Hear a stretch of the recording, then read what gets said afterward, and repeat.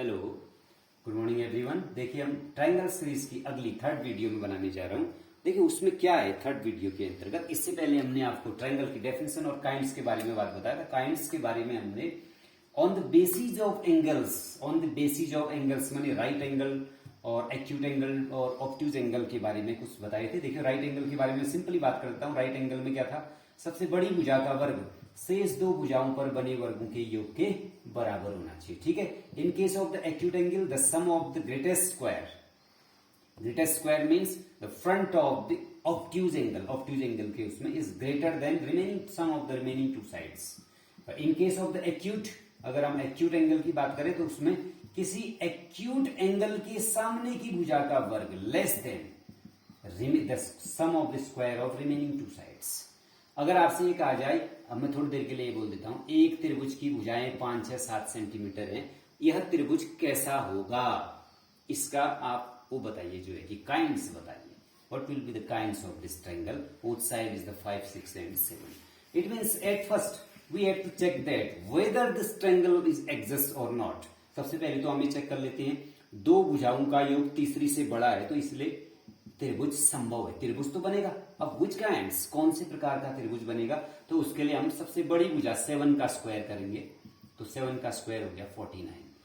फिर इन दोनों के छोटी भुजाओं के स्क्वायर्स को सम कर देंगे, तो 5 का वर्ग 25 प्लस 36, तो बराबर ये आ गया 61। अब आप देख रहे हैं सबसे बड़ी भुजा का वर्ग लेस देन है दो भुजाओं के योग के, इसमें तो कौन सी कंडीशन लागू हो रही है, एक्यूट वाली। तो it means it will be the acute angle triangle. तो सबसे बड़ी भुजा का वर्ग भी ये शेष दो भुजाओं के लिए सबसे बड़ी भुजा के सामने का कोण भी एक्यूट होगा, इसलिए एक्यूट एंगल ट्रायंगल होगा, अर्थात न्यून कोण त्रिभुज। ऐसे हम चेक करते हैं, कई बार कॉम्पिटिशन में पूछा जाता है। ठीक है, तो अब हम बात करते हैं on the basis of sides, भुजाओं के आधार पर त्रिभुज के प्रकार। भुजाओं के आधार पर त्रिभुज के प्रकार से पहले मैं थोड़ा सा एक पॉइंट और ले लेता हूं। कभी कभी क्या होता है, किसी कंपटीशन में भी आता है, आपको किसी ट्रायंगल की तीनों साइड्स दी हुई रहती है और आपसे मीडियन निकालने को कहा जाता है। ठीक है, तो मीडियन निकालने को, लेट ये मीडियन है, आप मीडियन जानते हैं, माना इसकी मीडियन एडी है। एडी मीडियन माने परपेंडिकुलर नहीं है, ये सामने वाली भुजा को दो भागों में बांटती है, एडी इज द मीडियन। तो देखो इसके लिए एक थ्योरम होती है जिसको बोलते हैं अपोलोनियस थ्योरम। अपोलोनियस क्या होती है, the sum of the squares of two sides in any triangle is equal to the twice of the sum of the squares of median and the half of the third side.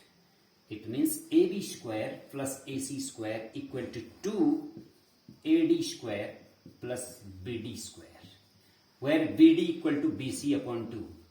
BD क्या है, BC का आधा है, क्योंकि ये median है, median सामने वाली भुजा को दो भागों में। देखिए आपके पास 3 के 3 साइड मौजूद है, बीडी कैसे निकालोगे, बीसी का आधा करके, और आपकी ये एडी निकल जाएगी जब आप इसमें रखोगे। तो मीडियन निकालने के लिए ये कॉम्पिटिशन में कई बार आता है, और इसके अलावा आप मीडियन नहीं निकाल सकते किसी भी तरीके से। देखिए ये मीडियन निकालने के लिए बड़ा इंपोर्टेंट थ्योरम है, इसको बोलते हैं अपोलोनियस की थ्योरम, हिंदी में ऐसे कहते हैं। किसी त्रिभुज में दो भुजाओं पर बने वर्गों का योग तीसरी भुजा के आधे का वर्ग और उस पर सम्मुख सिर से खींची गई माध्यिका के वर्ग के योग के दुगने के बराबर होती है।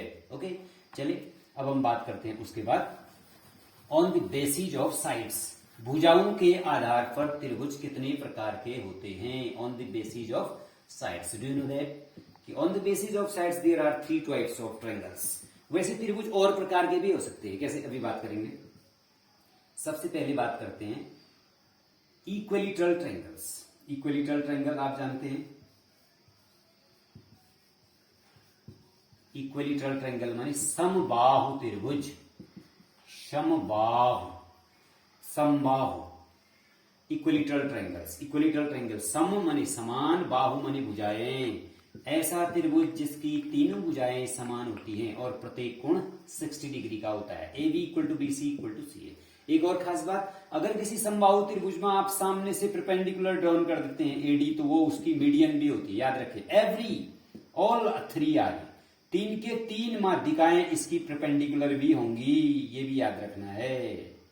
ठीक है, तो किसी समबाहु त्रिभुज में जो लंब होता है, परपेंडिकुलर होती है शीर्ष लंब, वही उसकी माध्यिका होगी, यानी कि एडी ही लंब भी है, एडी ही माध्यिका भी है। एडी बीडी बराबर डीसीबी होगा। अगर एडी चाहे एल्टीट्यूड हो या मीडियन हो, सेम रहेगा इसमें। तो इक्विलेटरल ट्रायंगल आप समझ गए। Okay, next point. और इसका एरिया भी अगर आप समझते हैं तो जानते होंगे, √3/4 साइड स्क्वायर इसका एरिया होता है इक्विलेटरल ट्रायंगल का। नंबर 2, दूसरा हो गया आपका आइसोस्केलस ट्रायंगल। आइसोस्केलस ट्रायंगल माने समद्विबाहु, सम माने समान, द्वि माने दो, बाहु समद्विबाहु त्रिभुज। तो समद्विबाहु त्रिभुज माने ऐसा त्रिभुज जिसकी दो भुजाएं समान होती हैं, समद्विबाहु त्रिभुज। लेट इसमें ए बी बराबर ए सी है, ये समद्विबाहु हो गया, और इसके सामने के कोण भी बराबर होंगे। ठीक है, ये समद्विबाहु त्रिभुज हो गया आइसोस्केलस ट्रायंगल। ओके, तो आइसोस्केलस ट्रायंगल की एक और खास बात होती है, इसकी जो मीडियन है, इसकी जो ये मीडियन है, ये मीडियन भी परपेंडिकुलर होती है। But in case of equilateral triangle, equilateral triangle में 3 के 3 एल्टीट्यूड मीडियन भी होती थी, लेकिन इसमें एक ही एल्टीट्यूड मीडियन होती है। अच्छा देखिए, एडी क्या है, इसका एल्टीट्यूड है, लेकिन यही मीडियन भी होगी, यही एल्टीट्यूड और यही मीडियन। लेकिन अगर मैं ये वाली एल्टीट्यूड खींचता हूं, ये एल्टीट्यूड खींचता हूं, तो ये मीडियन नहीं होगी। वही एल्टीट्यूड मीडियन होती है जो इक्वल साइडों के कॉमन वर्टेक्स से खींची जाती है। आप याद रखें इसको, ए बी और ए सी इक्वल है, इसमें आइसोस्केलस है, इसीलिए इनके कॉमन पॉइंट्स ए से जो मीडियन ड्रॉन होगी वही परपेंडिकुलर भी होगी। But in case of equilateral triangles, all the 3 altitudes are also must be the medians. Okay, so in case of the isosceles triangle means only 2 sides are equal. Now, third, तीसरी होगी आपका scalene triangle. Scalene triangle आप जानते हैं, scalene triangle का मतलब क्या है? स्केलन ट्रायंगल विषमबाहु त्रिभुज, विषमबाहु, विषम माने कोई समान नहीं, जिसकी तीनों भुजाएं अलग अलग होती हैं। ऐसा त्रिभुज जिसकी तीनों भुजाएं अलग अलग होती हैं, ये not any side is equal, mutually equal, A B doesn't equal to B C, doesn't equal to A C, सब के सब त्रिभुज अलग अलग होंगे, सब के सब भुजाएं अलग अलग होंगी, तो इसको विषमबाहु त्रिभुज कहते हैं। ठीक है, विषमबाहु।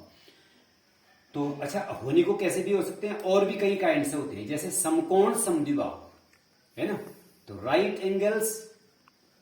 एंगल्स आइसोस्केलन ट्रायंगल, यानी कि जिसमें राइट एंगल भी हो और दो साइड्स भी इक्वल हो, जैसे ये साइड इसके बराबर है और राइट एंगल भी है।